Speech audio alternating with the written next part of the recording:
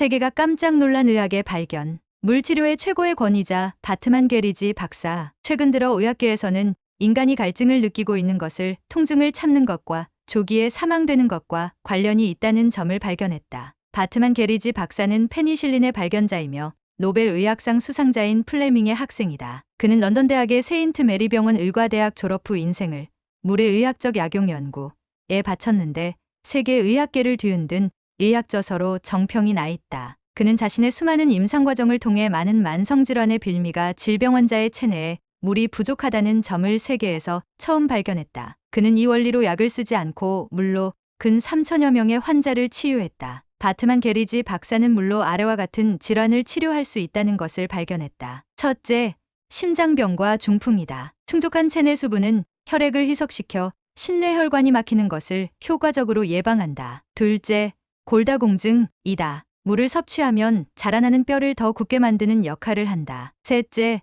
백혈병과 림프종을 치료할 수 있다. 물은 체내에서 산소를 세포에 공급하는데 암세포는 산소를 혐오하는 성질을 갖고 있다. 넷째, 고혈압을 치료한다. 물은 가장 좋은 천연 이뇨제이기 때문이다. 다섯째, 당뇨병을 치료한다. 물은 체내에서 항당뇨 성분을 갖고 있는 트립토판의 양을 증가시킨다. 여섯째, 실명을 예방한다. 물은 체내에서 수면을 촉진하는 멜라토닌을 만든다. 일곱째, 우울증을 치료한다. 물은 체내에서 천연적인 방식으로 마음이 즐거워지는 세로토닌 지수를 분비시킨다. 만약 몸에 수분이 부족하게 되면 술에 취한 것과 마찬가지로 몸을 망칠 수 있다. 현재 의학계는 인간의 탈수 현상에 대해 주목하고 있다. 가벼운 탈수는 인간이 사고하는 것을 흐트려 놓으며 탈수가 심각할 때에 내장기관의 문란과 감각 능력을 떨어뜨려 사망에 이르게 한다. 물을 마시는 방법. 물을 마시는 것은 차를 마시는 것이 아니다. 매일 2에서 3리터의 물을 마셔야 하는데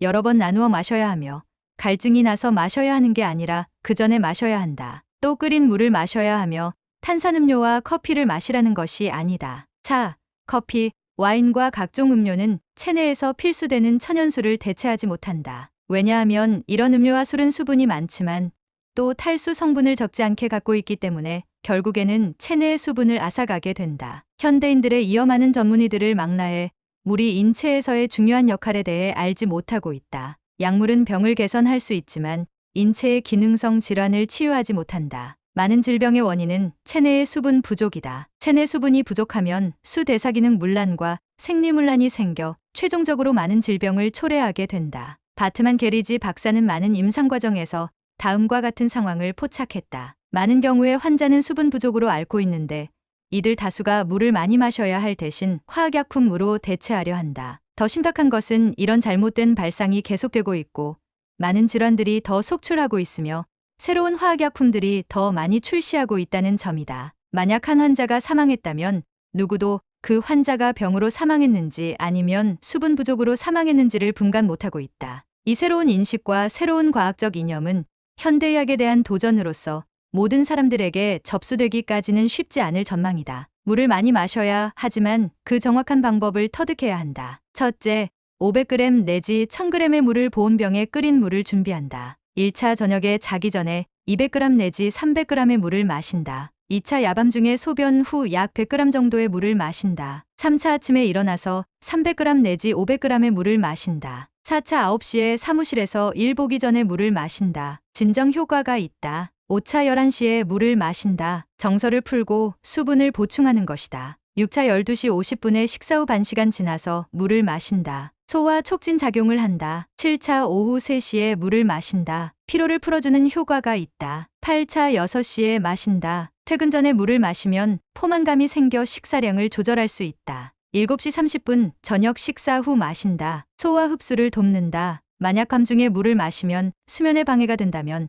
낮에 물을 한 번에 너무 많이 마시지 말고 여러 번 마셔야 하는데 한 번에 100g씩 마시는 것이 좋다. 그러면 저녁에 적게 마셔도 된다. 현대의학의 발전사에서 인체 기능의 퇴화성 질환을 치료하는 첫 중대한 발견이 바로 물을 섭취하는 것이다. 이는 간단하면서도 가장 천연적인 치료 방법이다. 일반적으로 인간은 성인이 된 후 갈증을 느끼는 감각이 퇴화된다. 그래서 체내 수분이 적어지고 있다. 연령이 많아짐에 따라 체내 세포의 수분 함량도 감소되고 있다. 세포 내의 수분 함량과 세포 외의 수분 함량의 비율이 1대1로부터 0.81로 감소된다. 인간은 노년에 들어서서 매 10년에 3리터의 수분을 잃게 된다. 이는 거대한 변화다. 우리가 물을 마시는 것은 세포 기능의 수요다. 물을 적게 마시면 세포 기능의 활력이 떨어지게 된다. 바트만 게리지 박사는 신비스러운 사실을 임상에서 발견했다. 환자의 탈수 신호가 바로 몸의 통증을 통해 표현된다는 점이다. 둘째, 갈증이 나지 않아도 물을 마셔야 한다. 갈증이 나지 않아 물을 마시지 않게 되면